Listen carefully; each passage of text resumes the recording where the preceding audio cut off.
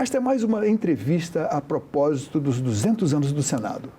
Enfrentando a tarefa de elaborar as leis e adaptá-las aos costumes e aos avanços da ciência e tecnologia, algo se impõe à instituição: levar a todas as pessoas a informação correta sobre o que fazem os seus representantes, os senadores.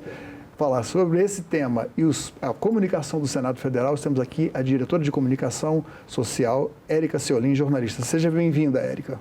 Obrigada, Paulo. É um prazer estar aqui no estúdio da TV Senado, falando com vocês e com todos os telespectadores, ouvintes que estão acompanhando. Érica, a comunicação do Senado Federal teve um novo impulso desde 1988, quando começou a ser montada uma estrutura própria de televisão, depois de rádio, já tínhamos o Jornal do Senado. Mas, na verdade, a comunicação do parlamento ele remonta aos tempos da Hora do Brasil, ainda de Getúlio Vargas, que era aquele programa que atendia principalmente o Executivo, mas que o Legislativo, inclusive o Senado, tinha uma parte. Até hoje, o Senado produz uma parte do programa do Voz do Brasil. Eu vou você falar uma curiosidade, que dos nossos podcasts, ele é o mais buscado, não é isso? Isso. A Rádio Senado produz vários podcasts dos próprios programas, dos serviços institucionais do Senado, e a Voz do Brasil é o podcast mais baixado.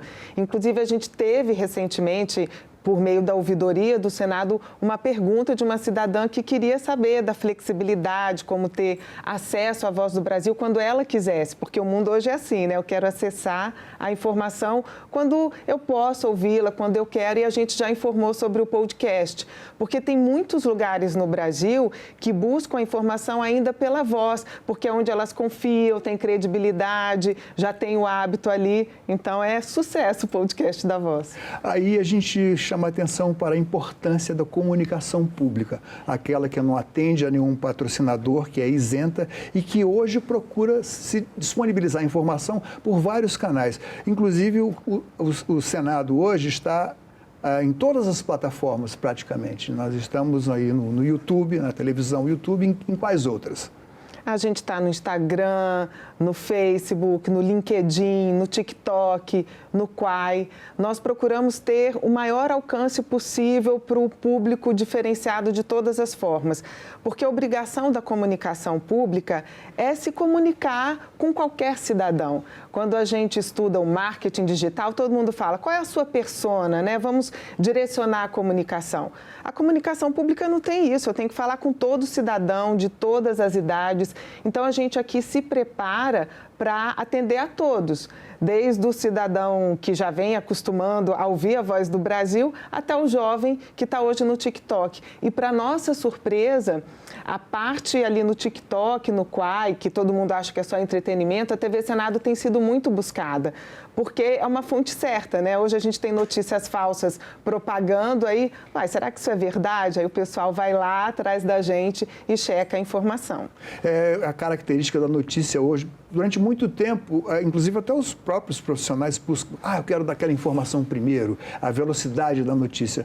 Nem tanto assim, né? Porque é necessário haver a checagem. Nossa preocupação maior é com a veracidade. E como é feita essa checagem aqui nos órgãos de comunicação do Senado?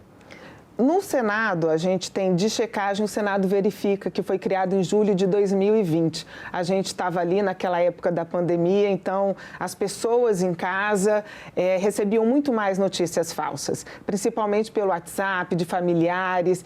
E aí a gente começou a perceber essa necessidade. O Senado tinha obrigação de falar pelo menos da própria informação, porque aqui a gente é fonte também. Então, a gente criou esse serviço, que é o Senado Verifica, e qualquer informação institucional sobre o Senado Federal que há dúvida de votação de projetos, se aconteceu aqui, a questão, por exemplo, do voto impresso, que foi muito questionado, a gente vai lá e responde. A gente criou esse serviço e tem parceria com os próprios veículos de comunicação do Senado. Sem falar que a Folha, o G1, o UOL, a própria Lupa, a agência Lupa, que é famosa na verificação, todos esses veículos já reproduziram as nossas checagens. Então, hoje a gente tem uma credibilidade de informação também por meio do Senado verifica. Mas a própria força do veículo de comunicação do Senado não está somente em levar a informação para o cidadão, mas porque a gente é visto com credibilidade pela imprensa. Então, a nossa responsabilidade é tamanha que quando eu publico qualquer coisa no portal do Senado hoje, a imprensa pega e coloca, segundo a agência Senado, foi publicado, o Senado disse, eles já nos assumem como uma informação crível. E muitos meios de comunicação hoje, inclusive, que estão ali economizando, houve corte nas redações, confiam na notícia que a gente produz para poder levar para os seus veículos. A gente fornece por meio da TV Agência, imagens, por meio do Flickr do Senado, fotografias. Então, hoje nós somos parceiros também da imprensa externa que leva a informação para o público. Agora, preciso alertar também, nós já fomos, inclusive, vítimas da manipulação em alguns, no YouTube, principalmente, entrevistas aqui no Cidadania, em que essa questão do voto impresso, da questão da urna eletrônica. Reeditaram uma entrevista feita aqui no Cidadania e isso aí, essa luta contra as fake news é uma luta bastante difícil, né? E, inclusive, nós temos aqui, como é que nós podemos recorrer ao Senado Federal? Qual é o número aqui? 0800 061 2211. Né? Aí pode ser checado isso. Inclusive, uma notícia falsa, muito comum no YouTube. TV Senado, vejam agora, isso foi censurado, não vai passar na TV Senado. Nada disso, é preciso que a população seja corretamente informada. Agora, com relação à nossa estrutura aqui, que não é apenas de rádio, TV e o uso das plataformas. Acho que historicamente, nós começamos lá na época da Constituição, foi lá que teve um novo impulso, né? Na verdade, a gente começa muito antes. Se a gente lembrar da criação das relações públicas no Senado, tem quase 60, vai fazer 65 anos, exatamente agora em 2024. E foi ali que começou tudo, porque se pensava na relação entre o Senado e o cidadão. E era o RP quem fazia isso. Foi progredindo de tal forma que, quando chegou na Constituinte, falou, opa, a gente precisa levar em áudio, a televisão em alta. E aí, a Secretaria de Relações Públicas daquela época, no final dos anos 90, cria uma central de vídeo, que é um embrião hoje do que nós temos na TV Senado. E esse programa de 5 minutos, que era produzido pela RP do Senado, da Câmara dos Deputados e da EBC, ia ao vivo em TV aberta, né? Era replicado porque era o Diário da Constituinte. Então, não ao vivo, né? No final da década de 90, a gente ainda não estava tão...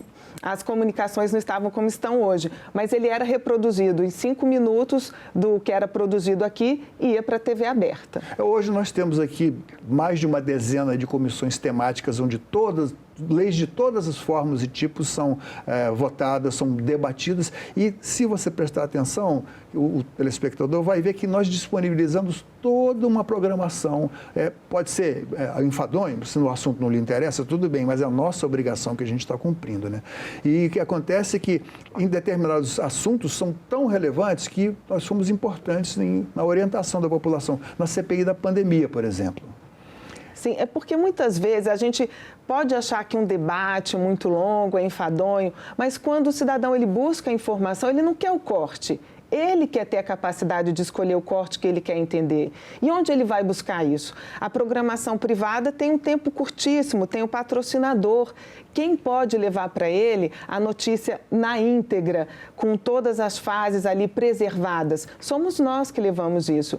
Então, quando o cidadão tem um interesse, ele sabe onde vai buscar. Na CPI da Covid, a gente no YouTube ultrapassou a marca de 1 milhão justamente nesse período, porque estava todo mundo atento, todo mundo falava várias coisas e eu não tinha certeza do que estava acontecendo. Então, eles acompanhavam 12 horas de reuniões, a gente teve picos de audiência em alguns depoimentos. Então, achar que isso é muito chato, depende, né? Chato para quem? E nesse caso, eu acho que a presença da informação sobre a questão das vacinas, de compra de vacinas, foi fundamental para que muitas pessoas, milhões de pessoas fossem imunizadas e que a doença fosse, enfim, debelada após, infelizmente, muitas perdas, né? Mas a TV Senado desempenhou um papel certamente nisso, né?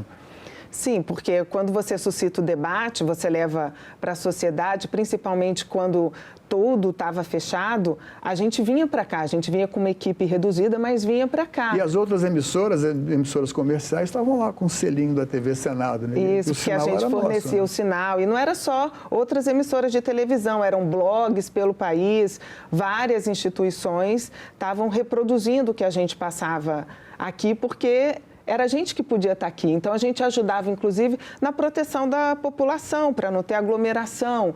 Né? Como que se iria votar um auxílio emergencial que a população precisava naquela hora se não tivesse toda a estrutura montada aqui? Foi uma estrutura montada pela Secretaria-Geral da Mesa, pela Secretaria de Informação, mas a comunicação também, porque essa comunicação entre os parlamentares, a transmissão, dependia da comunicação do Senado. Na verdade, os parlamentos de todo mundo pararam. E o nosso começou a funcionar na frente. Não, na verdade, não parou, porque o Prodazem providenciou toda a logística possível de internet, em que os senadores passaram a votar e a debater remotamente. E muitos servidores também continuaram a trabalhar de forma remota. Não houve solução de continuidade. E o pessoal do Prodazem até fala com muito orgulho, 2 dias depois, quem estava trabalhando dessa mesma forma era o parlamento britânico, né? Mas, Érica, as pessoas são muito críticas com relação à TVs públicas, porque querem avaliar apenas na questão da audiência. E há um equívoco nisso. Nós não estamos aqui para disputar a audiência, né? Estamos aqui para dar informação checada e verídica. Mas se for mesmo em termos de audiência, você tem um dado para a gente aí das plataformas de internet, dos aplicativos, que nos coloca lá no top, né?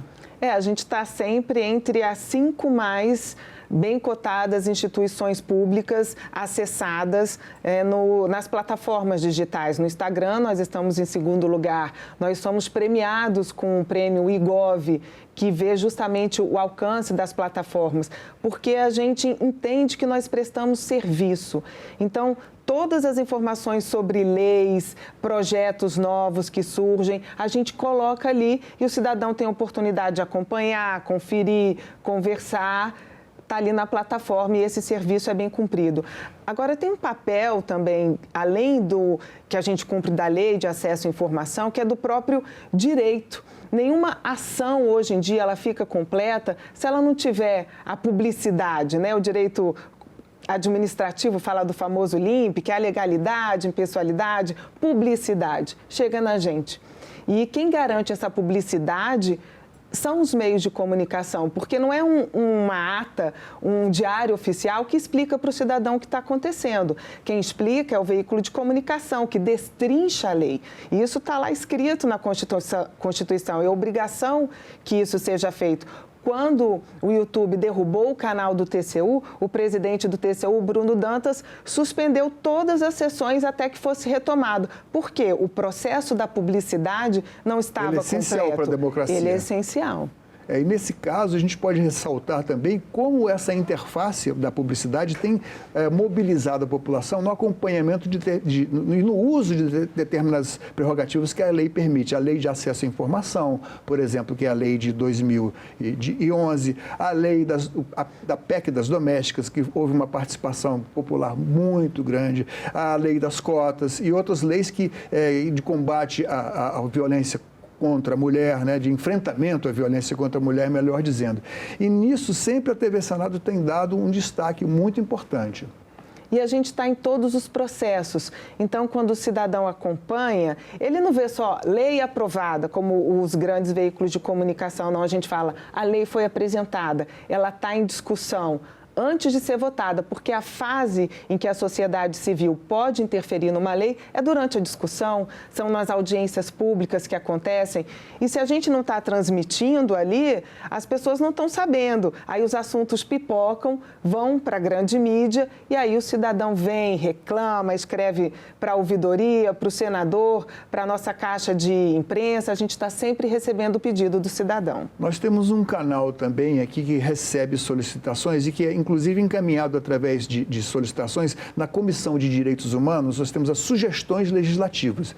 O cidadão encaminhando as sugestões, quando são mais de, quando já o número de 20 mil pessoas de 20 mil cidadãos solicitando que aquele projeto seja considerado, a comissão pode analisar e transformar em projeto de lei, né? Isso é participação popular também, né? É maravilhoso, porque se a gente lembra da lei da ficha limpa, que ficou histórica a imagem de 1 milhão de assinaturas, você simplifica o processo com a tecnologia para 20 mil assinaturas, isso faz com que mais pessoas possam participar. E o interessante é que esse mesmo mecanismo é o que hoje a gente usa no Jovem Senador. O Jovem Senador é um programa da Secretaria de Comunicação Social que se comunica com estudantes do Brasil inteiro por meio de um concurso de redação, e os melhores de cada estado vêm para Brasília para passar uma semana entendendo como funciona o Senado, e aqui eles trabalham como senadores e eles fazem projetos de lei. E esses projetos de lei vão justamente virar uma sugestão legislativa, podendo virar um projeto e ser aprovado. Quem acompanhou recentemente o projeto da educação integral teve origem numa sugestão de um jovem senador, foi aprovado no Senado e enviado para a votação na Câmara dos Deputados. Um outro canal importante de comunicação do Senado com a população é também o Data Senado. O Data Senado ele vem adquirindo cada vez maior credibilidade, vem sendo citado pelos órgãos da imprensa privada, da imprensa comercial, como fonte, né? O Data Senado tem uma pesquisa importante que serve para realimentar, através da Procuradoria da Mulher, as informações dos senadores para atualizar as questões da Lei Maria da Penha, tentando tipificar as agressões, tentando achar de que maneira o Senado pode intervir e modificar a lei, né? Aí é bom lembrar também que o Data Senado surgiu lá com a Secretaria de Relações Públicas. Então, é o mesmo embrião, a gente vem da comunicação. Só que essa questão da pesquisa foi evoluindo tanto e aí se desmembrou para a Secretaria de Transparência hoje, mas a gente não deixa trabalhar em conjunto, justamente no Observatório da Mulher, como você citou. Todas as pesquisas feitas pelo Data Senado são imediatamente divulgadas por nós e propagadas. Essa última pesquisa, então, da violência contra a mulher, teve participação de vários institutos e desde o início nós da comunicação estivemos junto com eles para ajudar nessa divulgação, porque a gente entende que esses dados precisam ser massivamente divulgados, porque houve essa sensibilidade de perceber que às vezes a mulher que sofre violência ou até o homem que comete uma violência psicológica não percebem que isso está acontecendo. Então não dá para você ficar restrito à pesquisa e não divulgá-la. E a gente atuamos junto com a assessoria de imprensa do Senado Federal para levar isso para os outros veículos de comunicação e alcançar mais pessoas. E essa mesma pesquisa foi apresentada na ONU recentemente. Hoje, a atenção do espectador, seja ele de rádio, seja ele de televisão, ela está pulverizada e sofre uma atração quase que irresistível da internet. Entretenimento por tudo que é lado, inclusive alguns que são inconvenientes também para aquelas crianças, né, vamos dizer assim. Como você vê essa questão de intervir na questão das fake news, da deepfake e na questão da inteligência artificial, que é outro problema do momento, sem que se exerça censura? Pergunta difícil. Mas eu acho que é gerar informação.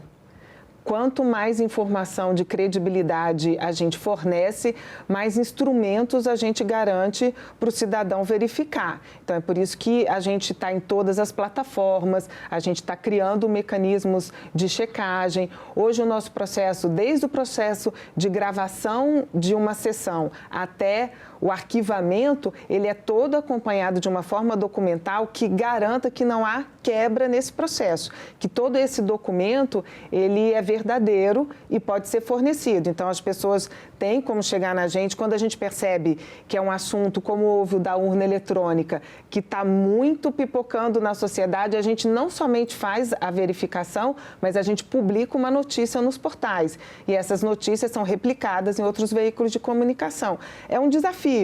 Né? Um desafio que passa até pela educação, para a gente aprender a olhar, são aquelas regrinhas. Como que eu reconheço uma notícia falsa?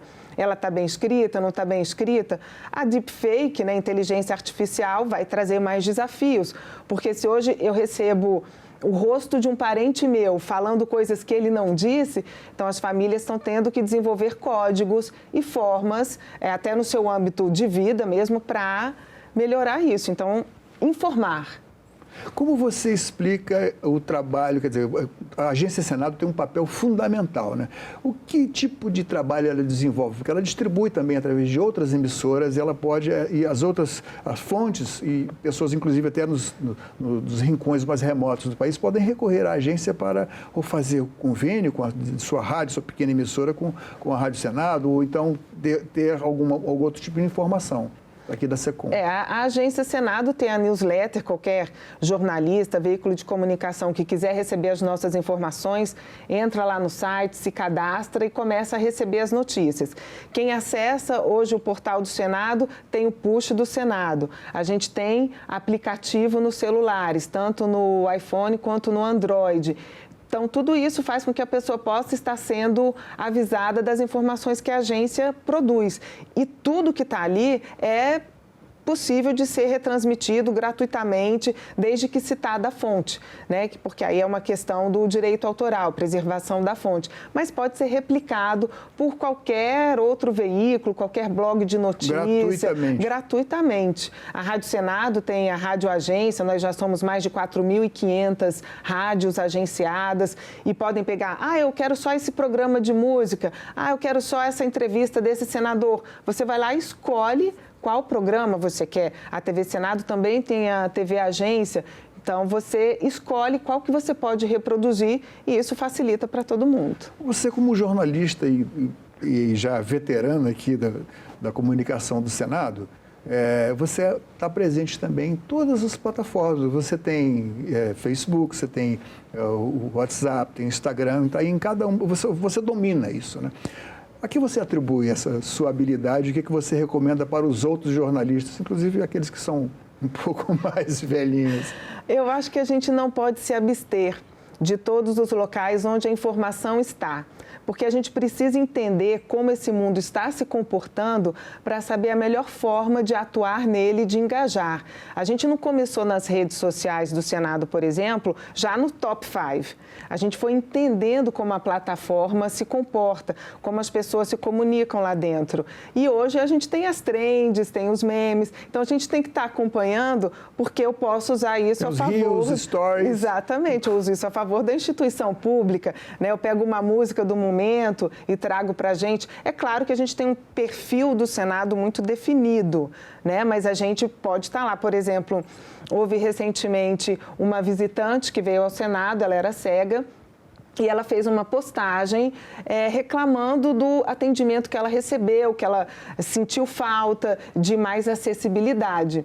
Só que, infelizmente, quando a escola trouxe a visita, não informou que tinha uma pessoa que precisava dessa atenção e ela não foi adequadamente recebida. A gente percebeu isso pelas redes sociais, fizemos contato com ela, a direção geral da casa fez esse contato e nós convidamos essa aluna para voltar aqui e mostrar tudo que a gente tinha, mostrar na biblioteca, ela pôde tocar as estátuas do Senado, conhecer as publicações, porque nós temos comunicações em braille. A gráfica do Senado é a única que produz em braille no Brasil. Então, a gente pôde responder por conta da rede social. A gente não pode estar fora. Érica, e nos próximos 200 anos, o que você pode prever para esses próximos 200 anos da comunicação do Senado? Olha, é muito difícil, porque quanto mais a tecnologia se desenvolve, mais rapidamente ela transforma os meios de comunicação. O que a gente vê é que a transparência vai ser cada vez maior. Nós estamos discutindo hoje no Brasil a TV 3.0, que é essa integração do broadcast da TV com a internet. Então, isso vai estar junto. Agora, essa velocidade é tão rápida que eu tenho até medo de dizer o que vai acontecer. O importante é que isso vai chegar a mais pessoas, a forma de acesso está sendo maior e isso é positivo. É transparência, é alcance e pluralidade que só a tecnologia e a comunicação oferecem. Érica, muito obrigado pela sua presença aqui no Cidadania. Um prazer. Obrigada a todos.